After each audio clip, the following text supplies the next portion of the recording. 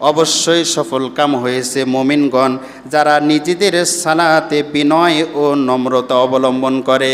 সুবহানাল্লাহি ওয়া বিহামদিহি। সফল কাম তারাই হবে যারা নিজেদের সালাতে বিনয় হবে, নম্রতা প্রদর্শন করবে, তারাই সফল কাম হবে। কিয়ামতের দিন আল্লাহ রাব্বুল আলামিন সর্বপ্রথম নামাজের হিসাব নেবেন। আউয়ালু মা ইউহাসাবু বিহিল আবদু ইয়াউমাল কিয়ামাতিস সালাহ।